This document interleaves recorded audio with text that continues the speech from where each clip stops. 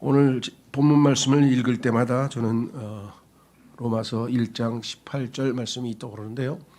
로마서 1장 18절 말씀해 보니까 하나님의 진노가 하늘로부터 이 땅에 계시되었다. 참 안타까운 일이죠. 왜? 하나님은 사랑이신데 하나님의 사랑이 이 땅에 편만하게 나타나야 될 터인데, 물론 우리 그리스도인들에게는 하나님의 사랑이 넓게 부어져 있다고 말씀을 하셨으니 감사한 일이기는 하나, 동시에 하나님을 거부하고 예수 그리스도를 받아들이지 아니하는 자들에게 하나님의 진노가 그들 위에 머물러 있다라고 성경에서 요한복음 3장 36절에 말씀하셨고, 그 진노의 이유가 성경에 기록되어 있습니다. 저는 막연하게는 알았지만 하나님께서 진노하신 이유가 구체적으로 정확하게 이렇게 두 가지로 언급되어 있는 것을 신앙생활 한 20여 년 지나서야 알았어요. 하나님이 죄를 싫어하시고, 그렇죠? 하나님께 반역하는 걸 미워하시고 이런 것들에 대해서 모르는 바는 아니었지만, 성경에 하나님께서 하늘로부터 하나님의 진노가 계시되는데 그 이유가 하나는 불경건입니다. 이거 한번 찾아보겠습니다. 여러분들도 한번 두고두고 생각해 보십시오. 하나님께서 왜 진노하셨는가? 로마서 1장 18절 말씀.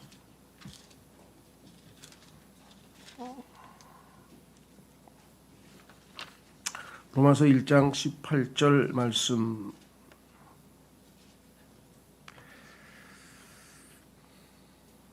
이는 하나님의 진노가 사람들의 모든 불경건과 불의를 대적하여 하늘로부터 계시되었기 때문이니 그들은 불의 가운데서 진리를 붙잡는 자들이라. 진리를 모르는 바는 아닙니다. 다 알죠. 양심도 있고 무엇이 옳고 그럼 다 압니다. 그런데 불의한 가운데서, 자, 그 앞에 불의보다 앞서 있는 것이 바로 불경건입니다. 불경건은 인간과 하나님과의 관계에서 우리가 하나님 앞에 경건함으로 하나님 앞에 나아가는데 그렇지 못한 것. 불의는 대인 관계에 있어서, 그러니까 수평 관계죠. 수직 관계에 있어서 우리는 하나님 앞에 불경건하고, 수평 관계에 있어서 우리는 다른 지체들, 나 이외의 다른 인간들, 나 말고 다른 사람들에 대해서 불의한 그러한 삶을 살고 있기 때문에 하나님께서 진노하셨다 그랬습니다. 근데 오늘 보니까 하나님께서는 주 내 하나님을 마음과 혼과 생각을 다하여 사랑하라 그랬는데 사랑하지 않은 것, 불경건. 내 이웃을 내 자신과 같이 사랑하라고 했는데 사랑하지 않은 것, 불의한 것. 여러분이 주변에 있는 사람들을 사랑하지 아니하면 그것이 곧 하나님 보시기에는 불의하다. 우리를 그렇게, 하나님은 사랑이시라, 사랑이신 하나님께서 사랑하도록 창조하셨는데 우리는 그렇지 못했다는 것이겠죠. 자, 그래서 오늘 우리 진정한 영적 생활에 대해서 한번 좀 살펴보려고 합니다. 왜냐, 하나님께서 인간을 지으셨는데 성경에 보니까 이 구절도 한번 자꾸 넘어가죠. 이것도 아주 성경에서 구석진 곳에 숨겨져 있는 구절인데 상당히 핵심적인 구절이에요. 스가랴서 12장 1절. 스가랴서 12장 1절.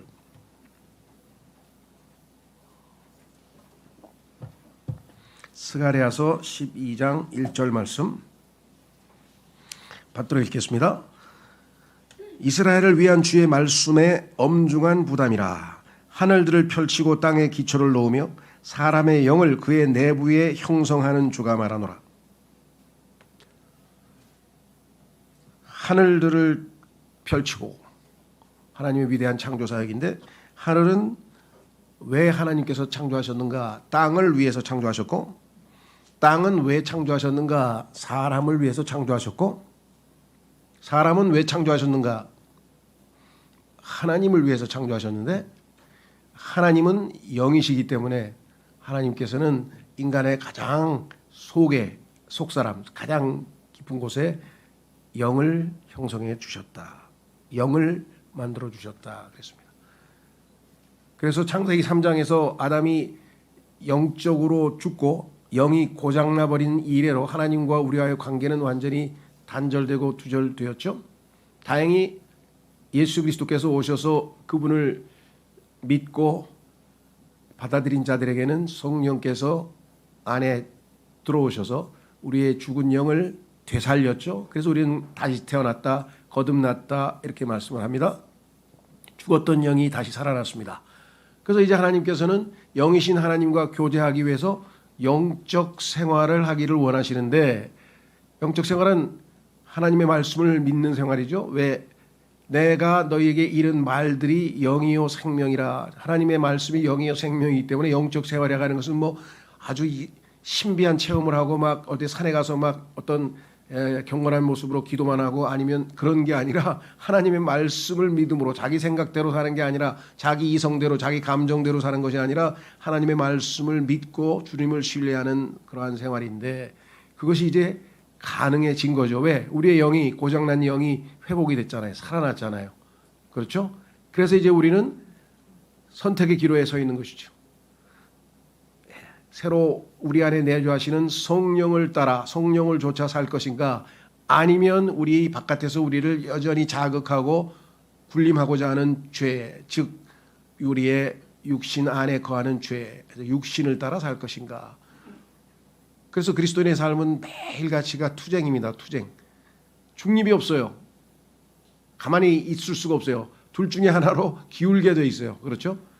그래서 정말 우리가 우리 의지를 성령께 내어드려서 성령을 좇아 살아야 되는데, 그것이 실제적으로 구체적으로 어떤 삶의 모습인지 오늘 그걸 한번 살펴보려고 합니다. 자, 교재로 가셔서 예수 그리스도를 믿어 성령을 받아 영이 성령에게서 다시 태어난 하나님의 자녀는, 자, 두 구절은 성경에서 확인해 보겠습니다.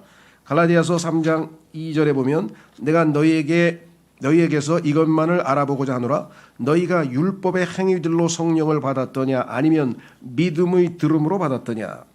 성령을 받을 때 예수 그리스도를 믿고 하나님 말씀을 들음으로, 믿음에 대해서 들음으로 우리가 받았다고 확신하고 있는 것이죠. 뿐만 아니라 3장 6절 요한복음 3장 6절 육에서 태어난 것은 육이요 성령께로부터 태어난 것은 영이라.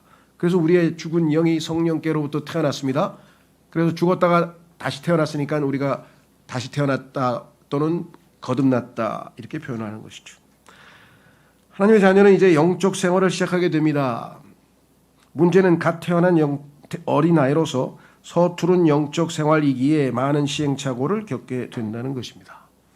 어떤 사람은 30년, 어떤 사람은 50년, 어떤 사람은 60년, 어떤 사람은 20년. 그래서 어릴수록 좋겠지만요. 하여간 자기 육신적인 기준에 따라서 자기가 살아온 그 습관이 몸에 배어 있는데, 우리 옛 사람의 옛 삶의 습관이 내 몸에 배어 있는데 어떻게 갑자기 영적인 생활을 할 수가 있겠습니까?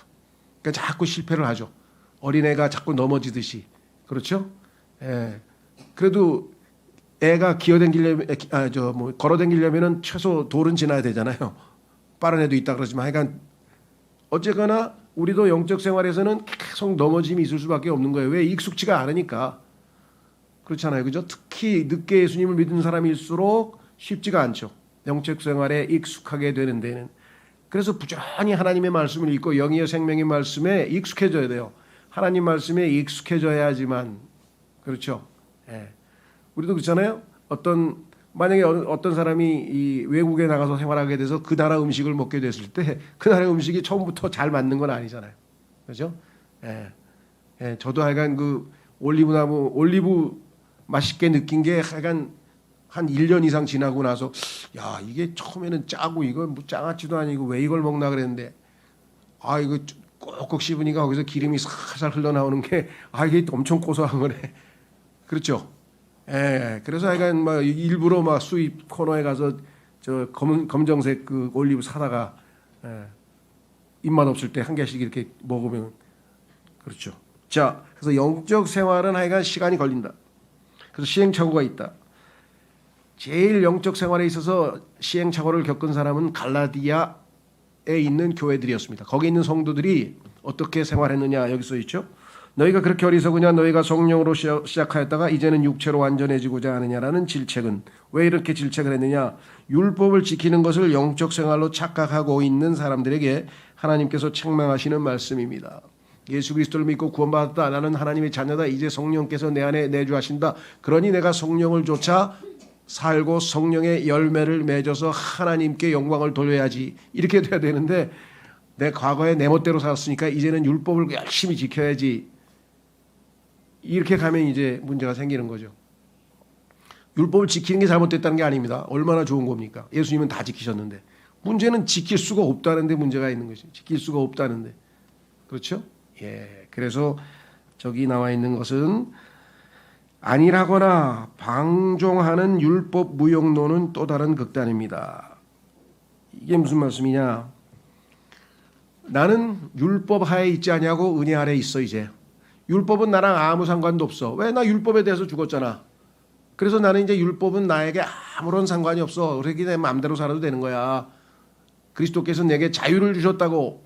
The liberty of Jesus Christ. 예수 그리스도께서의 자유함이 내게 있는데 뭔 이래라 저래라가 있어 하면서 율법 무용론. 율법은 나하고 상관없다. 근데 성경에 보면 그게 아니에요. 율법은 잘 사용하면은 굉장히 유익하다 그랬어요.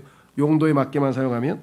자, 그래서 그리스도인이 나는 이제 뭐 죽었다 깨도 하늘나라 가는 사람이니까 난 무슨 짓을 해도 상관이 없다. 이런 아주 방종하는 잘못된 생각을 갖는 사람들에 대해서 로마서 6장에서 로마서 3장에서 강력하게 경고하고 있죠. God forbid. 하나님께서 금하시니라. 그런 잘못된 생각을 마귀가 넣어주는 것이죠.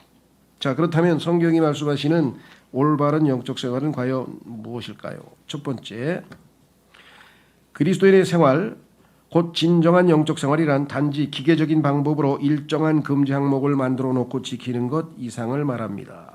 그게 무슨 소리냐? 디도서 3장 3절로 가면 우리의 옛 삶의 모습이 이러하다고 성경에 써 있습니다. 우리가 예수님 믿기 전에는 이렇게 살았다. 이는 우리 자신도 일찍이 어리석고 불순종하며 속았고 다양한 정욕들과 쾌락들을 섬겼으며 악의와 시기 가운데 살았고 증오에 차서 서로를 증오하였기 때문이라. 에베소서 2장 1절에서 3절에도 우리의 과거의 삶을 이렇게 설명해 놓았습니다. 그런즉 범법들과 죄들 가운데서 죽었던 너희를 그분께서 되살아나게 하셨느니라. 지나간 때에는 너희가 그것들 가운데 이 세상의 경로를 따르고 불순종의 자녀들 안에서 지금 활동하는 영, 곧 공중 권세의 통치자를 따라 살았느니라. 지나간 때들에는 우리 모두가 그들 가운데 육신과 생각의 욕망들을 이루며 우리 육신의 정욕들 안에서 우리의 생활 방식을 유지하였으니 다른 이들과 똑같이 본질상 진노의 자녀들이었느니라. 그렇죠. 이게 우리의 옛 모습이었어요. 그러다 보니까 이제는 바르게 살아야지. 그래서 바르게 살려고 하다 보니까 내가 과거에 예수님 믿기 전에 했던 것들을 이제 하지 말아야지.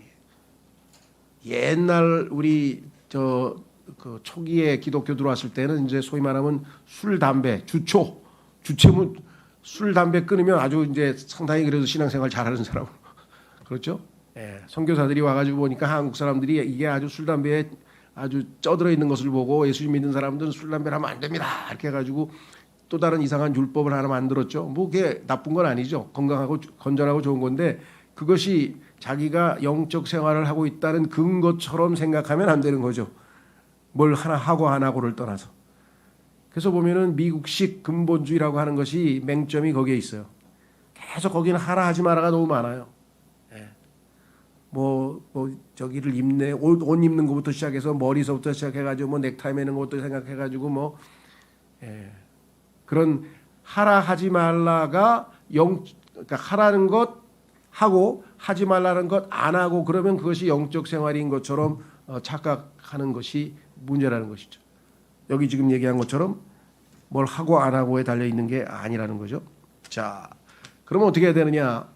이러한 것들은 우리가 율법을 지키고 노력한다고 해서 이루어지는 것이 아닙니다. 성경에 따르면 이것은 예수 그리스도께로부터 가르침을 받아야 돼요. 이게 영적인 분야이기 때문에 그래서 디도서 2장 12절에 우리를 가르치시기를 이 가르친다의 주어는 바로 그 앞에 있는 11절에 있는 하나님의 은혜입니다.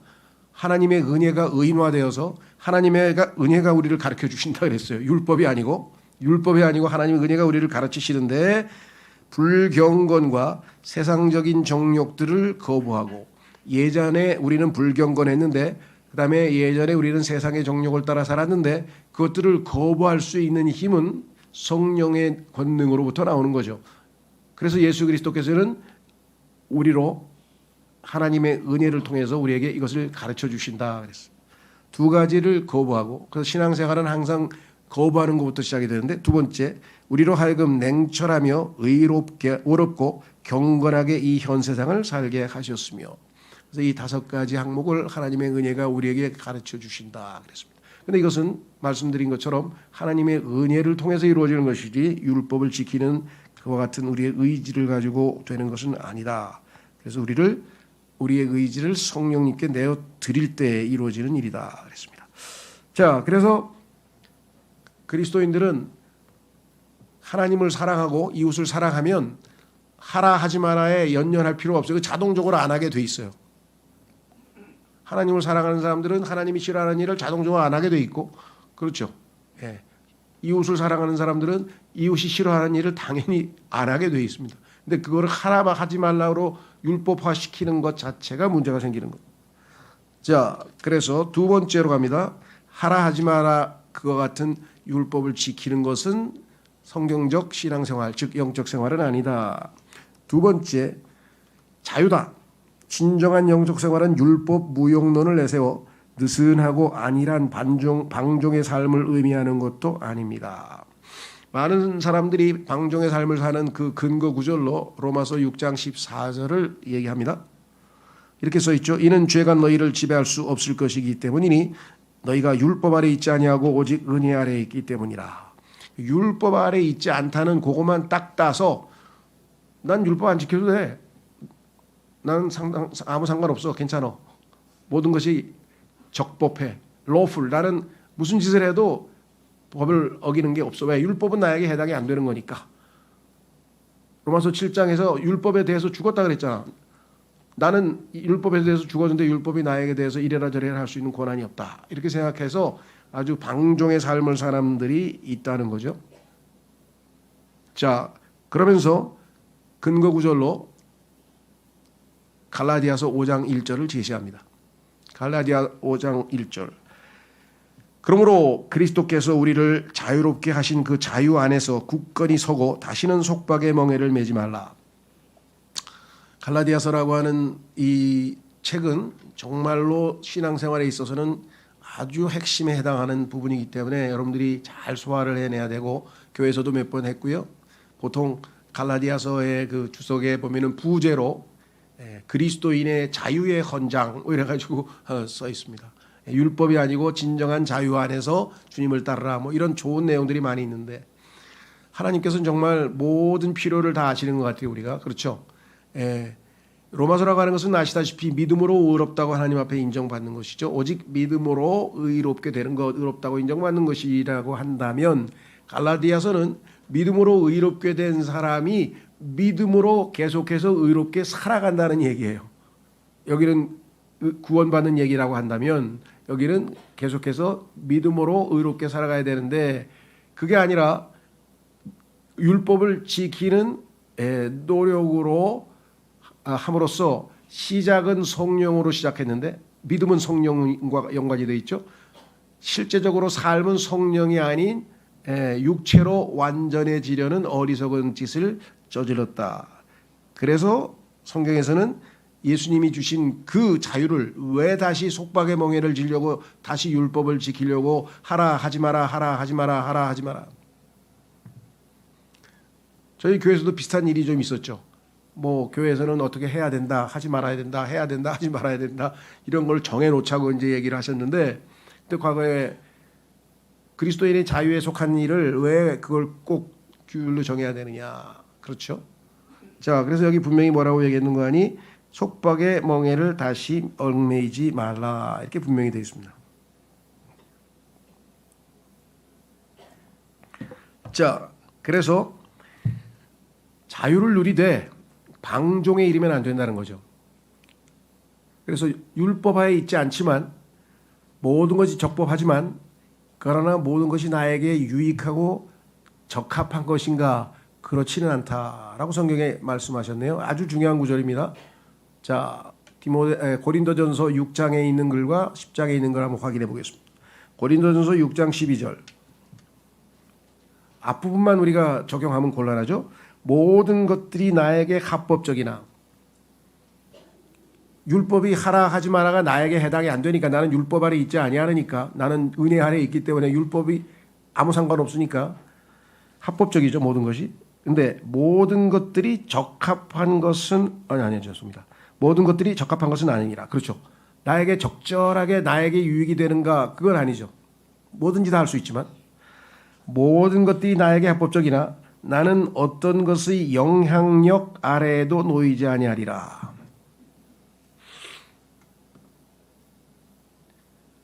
자, 여기서 영향력이라고 하는 것은 뭐냐면 나를 지배하는 거예요. 자, 과거에는 누가 나에게 파워, 영향력을 행사하고 능력을 행사하고 권능을 행사했느냐? 누가 나를 지배하고 나를 나에게 군림했느냐? 성경에 보니까 죄가 나를 지배했대. 죄가. 그래서 죄가 시키는 대로 하는 거예요. 그렇죠? 의사가 얘기했어요. 당신 술 먹으면 큰일 나. 절대 먹으면 안 돼. 근데 친구들하고 회식을 갔는데 옆에서 막 홀짝홀짝 마시는 걸 보니까 막 이게 도저히 못 참겠는 거예요. 그렇죠? 그래서 결국은 말로는 자유라고 했지만 그 술을 안 먹을 자유를 행사하는 게 아니라 술의 지배하에 술이 시키는 대로 결국은 술을 먹게 되는 거죠. 뭐 다른 것도 마찬가지예요. 도박이 됐든 게임이 됐든 뭐 중독이 됐든 뭐가 됐든지 간에 시키는 대로 자기가 노예가 되는 거예요. 그렇죠. 그럼 그리스도인은 그것을 한다고 해서 죄가 되고 그러진 않아요. 근데 문제는 뭐냐? 이것이 나에게 유익을 가져다 주지 않는 것이고 이것이 하나님을 섬기는데 도움이 안 되는 것들. 그래서 여기 나와 있는 것은 적합치 않다 이렇게 표현했었어요. 그래서 그 어떤 것의 영향력, 내가 지배를 해야지. 그렇죠. 나의 습관이든 나의 삶이든 내가 지배를 해야지 어떤 힘이 나에게 가해져서 내가 그 아래에서 시키는 대로 할 수는 없잖아요. 그렇죠? 그래서 성경에 보니까 죄가 군림하고 그 죄가 군림하다 보면 사망이 군림하고 그래서 성경에 보면은 군림, 룰, 다스린다고 하는 표현이 로마서 5장, 6장에 4번이나 나오는데 죄가 군림하는 삶이나 사망이 군림하는 삶을 살 필요는 없다 이 말이에요.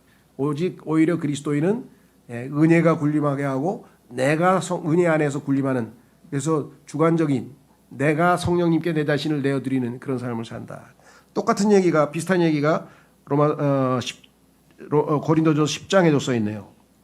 자, 모든 것들이 나에게 합법적이나 모든 것들이 적합한 것은 아니니라. 모든 것들이 나에게 합법적이나 모든 것들이 세워주는 것은 아니니라. 뭐든지 할 수 있는 자유가 있지만 내가 하는 내 마음대로 했다. 자, 대표적인 게 누구 있습니까? 고린도전서에 보면은 이제 그 고린도 교회 사람들이 제일 꺼려했던 게 뭐냐면 우상에게 바쳐진 고기가 시장에 팔리는 거예요. 그러니까 고린도라고 하는 도시에 나와 있는 시장의 고기 그 정육점은 다 우상에게 일단 제사를 지낸 거기에서 고기가 나와. 스페인의 경우에는 투가 죽으면 그 투 고기가 시장에 나와. 우리는 모르겠어요. 그냥 도살장에서 하겠지만 어쨌거나 문제는 뭐냐면 꺼려지잖아요. 이거 저 우상에게 바쳤던 고기인데 이거 먹어도 되나요? 우리를 치면 이거 제사 지낸 음식이라는데 제사떡을 먹어도 되나요? 그 꺼림이 있잖아요. 그래서 어떤 사람은 우상 아무것도 아니야 그거 그냥 먹어도 돼 자유야 그리스도인은 하고 먹는 사람이 있고 그래도 그렇지 우상에게 바친 걸 어떻게 먹어요 하고 안 먹은 사람이 있고 이 사람은 먹은 사람은 저거 믿음이 특히 약해가지고서야 이 사람은 저 사람 하나님 믿는 사람 나는 사람이 우상에게 바쳐진 그걸 먹고 앉았어 막 서로가 판단하고 있는 거예요. 그래서 사도 바울이 뭐라 그랬어요? 나는 먹을 자유가 있어. 고기를 먹든 뭘 먹든 간에 아무 상관없어. 그러나 내가 고기를 먹는 것을 보고 믿음이 약한 사람이 어떻게 해요? 바울같이 믿음 좋은 사람들도 먹어? 그럼 나도 먹어야지 하고 먹었어. 그런데 거기에 믿음이 받쳐주질 못해가지고 이제 양심이 계속 우상에게 바쳐진 고기를 먹었는데 마음이 불편하고 그럼 어떻게 되겠어요? 이 사람의 양심은 약하단 말이죠. 그러니까 약한 양심을 가진 형제를 불신, 이제 믿음으로 먹지 못했기 때문에 성경에 보면은 무엇이든지 믿음으로 하지 아니하는 것은 죄라. 그러니까 이 형제가 지금 죄를 지은 거예요. 하나님 앞에. 믿음으로 먹지 못 먹었잖아요. 그러면 나의 자유가 형제가 죄를 짓는 원인 제공을 했잖아요. 그러려면 나는 이 형제를 사랑하기 때문에 내가 좋아하는 고기 먹는 것을 포기하겠다. 이것이 사도 바울의 사랑이에요. 성경에서 말하는 희생적 사랑. 이해가 되세요? 그 좋은 그 맛있는 고기도, 그 좋아하는 고기도 이 형제의 믿음을 위해서는 내가 안 먹겠다 이 말이에요. 자, 그래서 여기 지금 얘기한 거죠. 24절, 아무도 자기 자신의 것을 구하지 말고 오히려 모든 사람은 저마다 다른 이의 번성을 구하라. 다른 사람 잘 되기를 구하라. 이게 고린도 교회에서 부족했던 사랑이죠. 그래서 고린도전서에서 13장의 사랑이라는 것이 나오는 이유가, 왜 나오는 이유겠어요? 고린도 교회의 모든 문제는 다 기본 원인은 사랑의 부족 때문에 나온 것이겠죠. 자, 그래서 이제 우리는 3번으로 갑니다.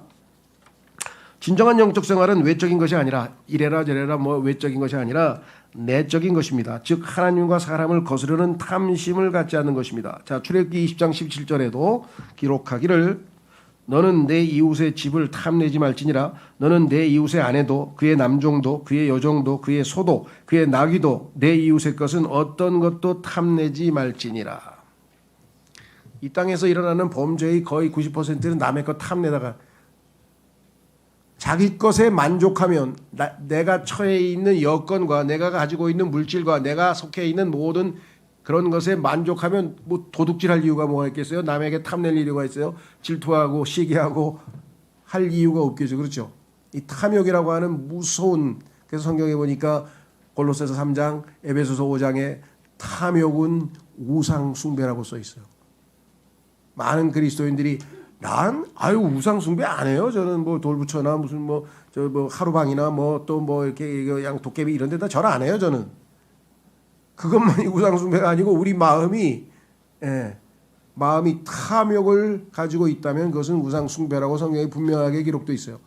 그리스도인 우상 숭배 어마어마하게 합니다. 왜? 내면이잖아. 겉으로 드러나는 게 아니잖아. 탐심이라고 하는 것은 마음의 문제잖아요. 그렇죠? 사도 바울이 율법, 즉 10계명으로 치자면은 1번서부터 9번까지 완벽하게 지킨 사람이에요, 사도 바울이. 그래서 자기는 의인으로 생각을 하고 있었어요.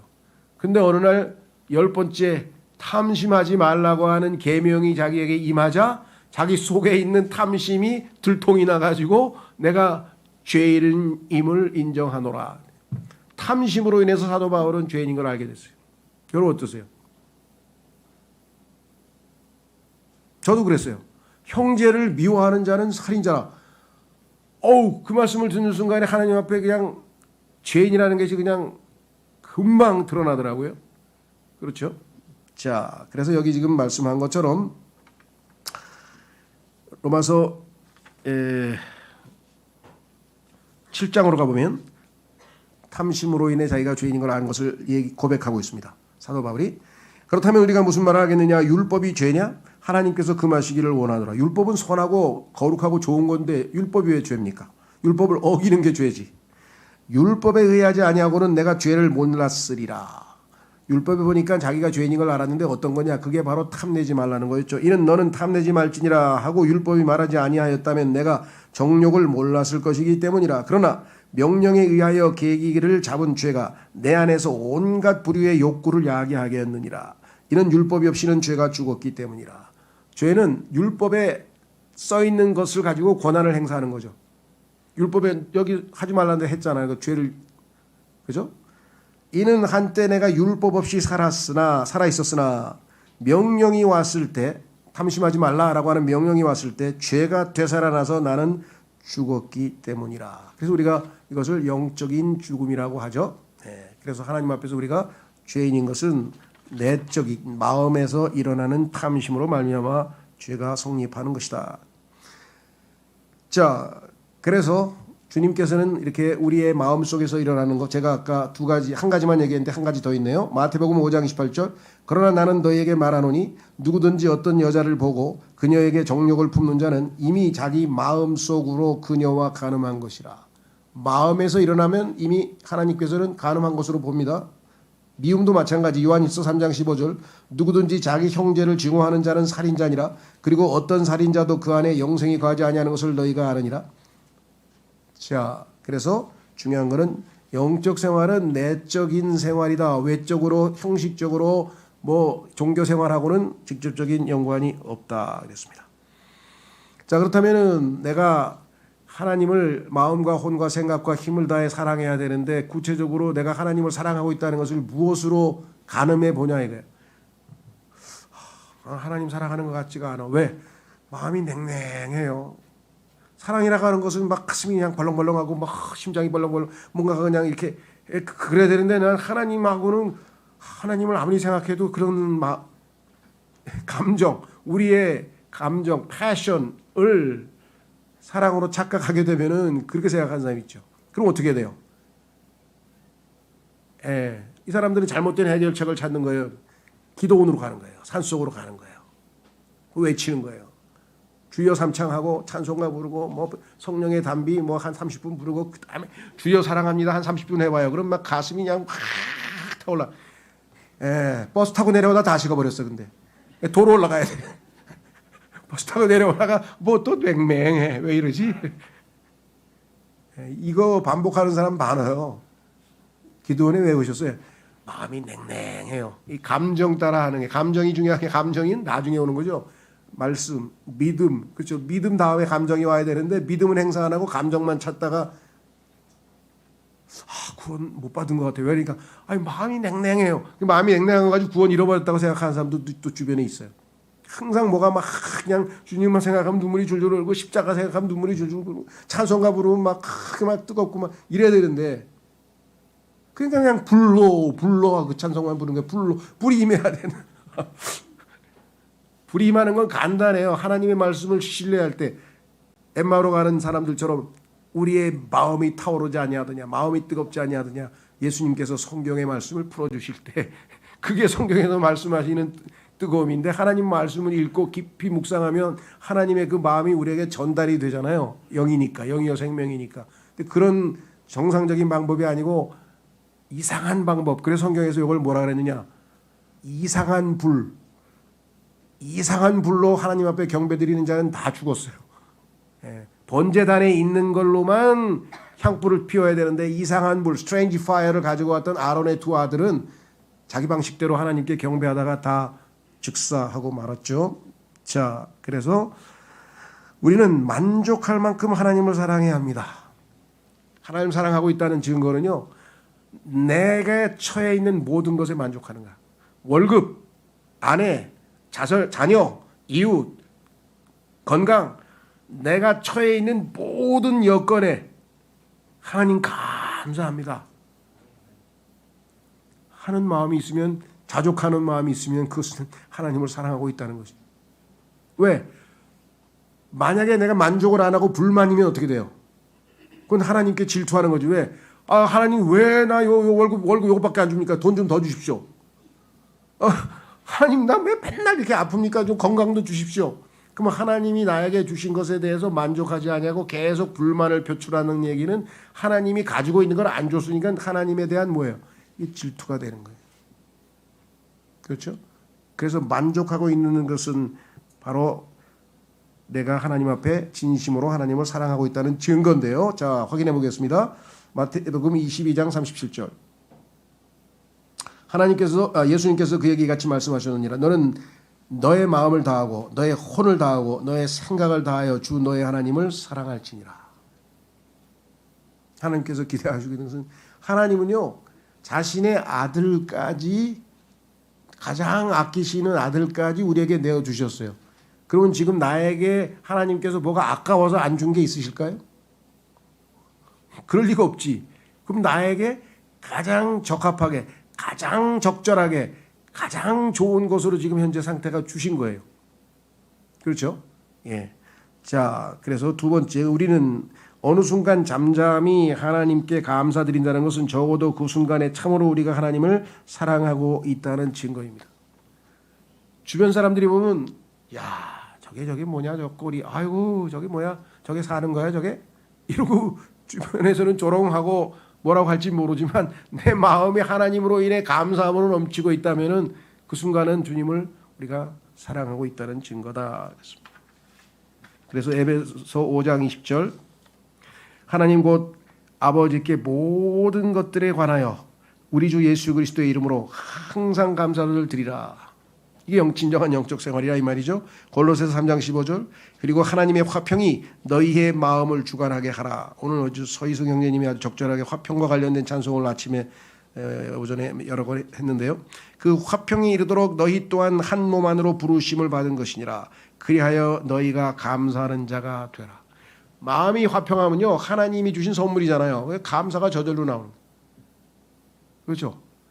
돈도 많고 건강하고 권력도 있고 모든 것 외적인 조건은 다 있는데 마음이 불편해. 그거 어떻게 된 거예요? 그 행복한 건가요? 마음이 외적인 거는 전혀 너무나 형편없는데 마음은 부요해. rich. 그렇죠. 예수님께서 rich 부요하신 분인데 가난하게 되신 것은 우리로 하여금 부욕해. 우리가 부자가 되게 하라는데 부자 되세요는 어떤 의미에서의 외적인 물질적인 거는 세상 사람들이 추구하는 것이고요. 그리스도인들은 뭐예요? 부자 될 필요가 없어요. 왜? 예수님께서 우리를 부자가 되게 했다고 성경에 써 있어요. 그럼 어떻게? 믿으면 되는 거야. 아, 부자야 나. 왜? 하나님이 말씀하셨어. 그분이 거짓말하실 리가 있나? 근데 어떻게 알아? 아, 나 기쁘잖아. 감사하잖아. 평안하잖아. 나 더 이상 바라는 거 없어. 아무것도 바라는 거 없어. 너무 있는 게 좋게. 하나님이 나를 위해서 모든 걸 다 주셨어. 이 사람을 뭐 어떻게 할 수 있는 방법이 있나요? 그렇죠. 어떤 사람이 워치먼 이라고 하는 분이 20년 동안 감옥에 갇혀 있었는데 그것도 독방에 공산당에 의해서 예수님 믿는다는 이유로 교회 목사라는 이유로 감옥에 갇혀서 20년 있었어요. 사람들이 나중에 가서 면회 가서 물어본 20년 동안 독방에서 얼마나 힘드셨어요? 그러니까 아니야 나 하나도 안 힘들었어. 예? 힘든 이유가 뭐가 있어? 항상 주님이 내 옆에서 하나님 말씀을 읽을 때도 기도할 때도 그냥 그리고 20년이 어떻게 흘러갔는지는 모른대. 엄청 지루했을 것 같죠? 전혀 지루하지 않아. 주님과 같이 있다 보니까 그렇죠. 예. 자, 그래서 다시 돌아옵니다. 데살로니가전서 5장 18절에 왜 이렇게 말씀하셨겠어요? 매사에 감사들을 드리라. 이것이 그리스도 예수 안에서 너희에 관한 하나님의 뜻이기 때문이라. 나에게 나쁜 일이 발생했는데 감사하면 뭐라 그랬어요? 그거는 찬송의 희생이라 그랬죠. 희생. 왜?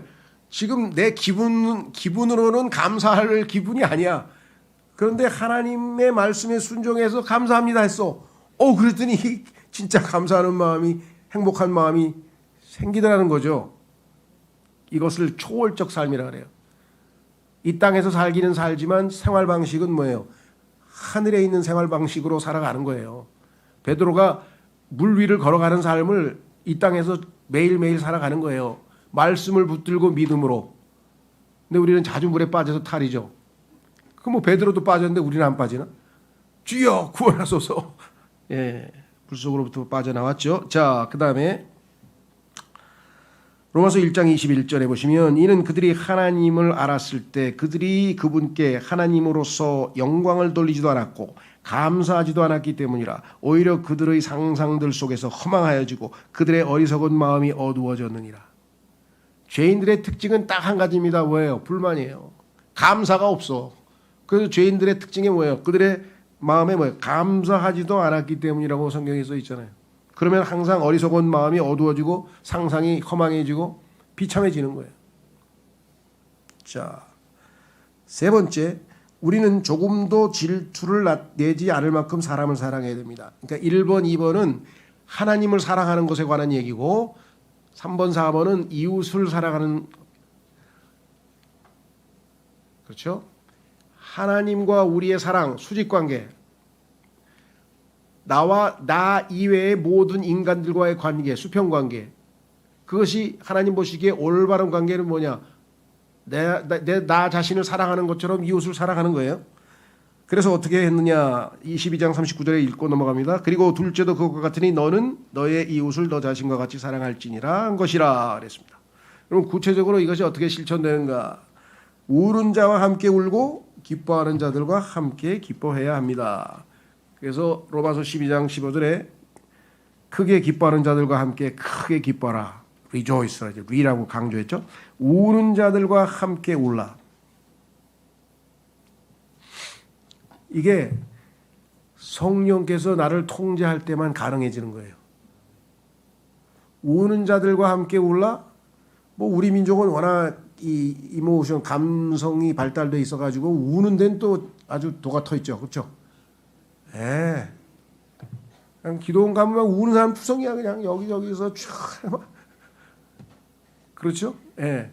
그래서 신앙생활도요. 다른 사람이 불행해지면 같이 가서 울고 이렇게 해주는 것은 그나마 좀 뭐 이렇게 가능성이 좀 있는데 제일 안 되는 건 뭐냐 여기 나와죠. 크게 기뻐하는 자들과 함께 기뻐하라. 예. 나 말고 다른 사람이 뭐가 잘 돼.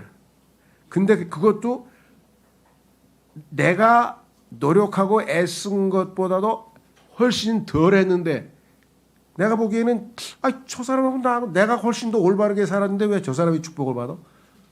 헌금도 내가 더 많이 내고 주일날도 내가 더 잘 지키고 봉사도 내가 더 많이 하는데 나는 되는 일은 하나도 없고 자식은 대학도 저 집은 그냥 철썩철썩 잘 붙고 이게 어떻게 된 거야 이게?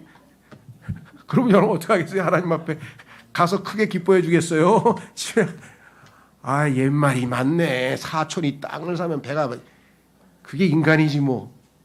그리고 그냥 그렇게 중얼거리고 말겠어요. 그러니까 이게 불가능한 삶을 사는 거예요. 베드로가 물 위를 걸어가듯이 사는 거예요. 그렇잖아요. 남이 잘 됐는데 내가 가서 같이 진심으로 기뻐해 줄 수 있는 것은 내가 성령으로 충만했을 때만 가능한 얘기예요. 그 얘기는. 그렇죠. 하나님 저 친구가 잘 됐는데 너무 배가 아픕니다. 너무 괴롭습니다. 그리고 기도 한참 하다 보니까 하나님께서 나는 너에게 내 아들도 주었는데 뭘 그렇게 짠돌이냐.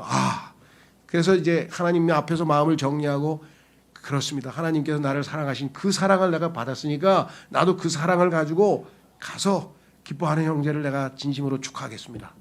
이게 믿음 생활이지 뭐 우리가 여러분이 그냥 가서 이거를 그냥 즉각 순종할 정도로 그렇게 착한 사람입니까? 그런 사람은 아니에요. 우리는. 그렇죠.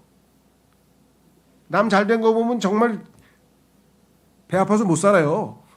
근데 하나님을 바라보면 뭐예요? 하나님께서 저 형제에게 복을 주신 거지. 내가 하나님이 저 사람 복 준 거를 내가 왜 그걸 시기하지? 그거 아니지. 우리 하나님은 선하신 분이고 훌륭하신 분이고 좋으신 분이신데. 그러니까 믿음 안에서 하나님과의 나의 관계가 확실하게 서 있으면은 다른 사람과의 수평 관계도 펼치는 거예요.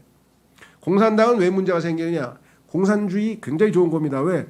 막 다른 사람을 위해서 희생하잖아요. 막 가난한 사람을 위해서 막 일부러 막 대학 뭐 서울대 출신인데 막 저기 저 간의 공장에 들어가지고 그냥 노동자 돼가지고 다 있고 다 희생하고 왜? 그 사람들을 돕기 위해서. 그런 사람 많잖아요. 훌륭한 사람들. 성경에서 얘기하는 이웃사랑이에요. 그게 자기 희생이잖아요. 그런데 문제는 성경에는 하나님과의 관계가 올바로 회복되지 않은 채로 인간만 사랑하면 이웃사랑만 하면 공산주의 아니면 저 프랑스 혁명에서 얘기한 인류 박애주의가 생기면 나중에 가면 이게 결과물이 뭐예요? 자기 이익을 추구하는 아주 잘못된 결과물이 나온다는 거예요. 그래서 공산당 간부들이 지금 제일 잘 먹고 제일 잘 살아. 그렇잖아요. 자기 희생해가지고 노동자들 위해서 인생을 바치겠다는 사람들이 지금 제일 잘 먹고 제일 잘 산다고. 그리고 전 세계 어딜 가도 마찬가지예요. 쿠바도 그랬고 뭐 하여간 다 그래. 근데 하나님을 사랑하고 그 하나님이 주신 사랑으로 이웃을 사랑하면 이 단계가 있어요. 1단계. 그래서 첫 번째 제일 큰 계명은 하나님을 사랑하는 것이고 두 번째가 인간을 사랑하는 거예요. 인간을 사랑하는 게 잘못됐다는 게 아니야. 훌륭한 거야. 저는 사실 공산주의자들 굉장히 존경합니다. 체게바라든가 이런 사람들 평전 읽어보면요. 어떻게 인간이 이렇게 희생적으로 살 수 있을까 하는 사람은 엄청 많아요. 근데 이것은 나중에 실제적으로 뭐예요? 육은 무익하니라. 결국은 육이야 이게. 그렇죠. 예. 성령으로 말미암아 출발된 사랑이어야 아름다운 사랑의 모습으로 나타난다는 예수 그리스도처럼. 자, 마무리 짓겠습니다. 그래서 우는 자와 함께 울고 했죠. 그다음에 네 번째, 탐심을 갖지 않는 소극적 자세에서 적극적 자세로 사랑을 실천해야 됩니다. 자, 그래서 탐심을 갖지 않는 데서 멈추는 게 아니라 탐심이 아닌 적극적 사랑, 성경에 두 가지가 나와 있네요. 읽고 마무리 짓겠습니다. 첫째, 요한일서 5장 1절에서 3절, 누구든지 예수님께서 그리스도이심을 믿는 자는 하나님께로부터 태어난 것이라. 우리네. 그리고 나오신 그분을 사랑하는 모든 자마다 그분께로부터 태어난 자도 사랑하느니라. 그렇잖아요. 하나님이 나만 나오셨나요? 옆에 있는 사람도 다 나오셨는데, 옆에 있는 사람은 왜 안 사랑해? 하나님이 나오셨는데. 이로써 우리는 우리가 하나님의 자녀들을 사랑하는 것을 아노니 우리가 하나님을 사랑하고 그분의 명령들을 지킬 때라. 이는 이것이 하나님의 사랑이기 때문이니 우리가 그분의 명령들을 지키는 것이라. 그리고 그분의 명령들은 가혹하지 아니하도다. 두 번째, 요한 1서 3장으로 가면 실질적인 사랑, 아까 말씀드렸죠? 읽어보세요. 그러니까 사랑하지 않고 줄 수 있습니다. 그렇죠. 왜? 어떤 사람은요, 막 그 아너스 클럽이라 그래가지고 막 1억 원 이상 기부한 사람 많잖아요. 어려운 사람 돕기 위해서. 근데 그게 이웃 사랑이 아니라 자기의 체면 때문에 한 사람이 있어요. 야, 저 사람 한 달에 한 300억 번다는데 아너스 클럽에도 가입도 안 하고 저렇게 뻔뻔스럽게 살지? 그 소리 들을까봐 등등등 다른 이유로 얼마든지 할 수 있어요. 그러니까 주는 것이 중요한 게 아니라, 그렇죠? 예, 사랑하지 않고도 줄 수 있어요. 그런데 사랑한다면 반드시 줘야 돼. 하나님께서 세상을 이처럼 사랑하사 독생하신 아들을 주셨으니. 여기도 마찬가지. 뭐라고 얘기했습니까? 요한일서 3장 16, 18절에서 이것으로 우리는 하나님의 사랑을 아나니 그분께서 우리를 위하여 그분의 생명을 내려놓으셨기 때문이라. 그런즉 우리는 마땅히 형제들을 위하여 우리의 생명들을 내려놓아야 하느니라. 그러나 누구나 이 세상에 좋은 것을 소유하고 있으면서 자기 형제가 빈곤한 것을 보고도 연민에서 나오는 자신의 인정을 그에게서 닫아버린다면 어떻게 하나님의 사랑이 그 안에 거하겠느냐. 나의 어린 자녀들아, 우리가 말과 혀로 사랑하지 말고 다만 행동과 진리로 사랑하자. 그랬습니다. 하나님은 얼마나, 예수님은 지혜로우십니까? 성경 전체가 이 페이지가 몇 페이지입니까? 셀 수도 없이 많잖아요. 이거 1000페이지도 넘잖아요. 그죠? 거의 2000페이지 가까이 되는데 이 모든 것 다 합쳐도 뭐예요? 마음을 다하여, 혼을 다하여, 생각을 다하여, 힘을 다하여 주 내 하나님을 사랑하라. 그리고 내 이웃을 내 자신과 같이 사랑하라에 이 다 거기에 들어있다는 거예요. 그렇죠? 예, 그래서 진정한 영적 생활은 하나님께서 우리에게 가장 바라고 계신, 우리가 궁극적인 목표죠. 그렇죠? 예, 오늘 주신 말씀을 통해서 주께서 되살리신 그 영으로 성령님을 조차 기뻐하시는 영적 생활, 진정한 영적 생활 할 수 있도록 도와주십시오. 다 같이 기도하겠습니다.